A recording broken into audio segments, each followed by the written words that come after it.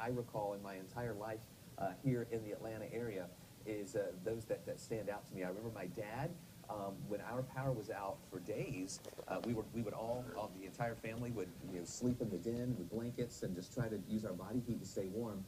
I'll never forget my dad going out on the gas grill outside when it was so cold that he was warming up soup for us on the gas grill because we had no power for our electric utilities there in our house. So those are just a few major ones that stand out to me. And now this one that we are experiencing right now is going to be another one of those major storms that stands out. Absolutely, and hopefully this helps us in our preparation. I just think that, here in the South,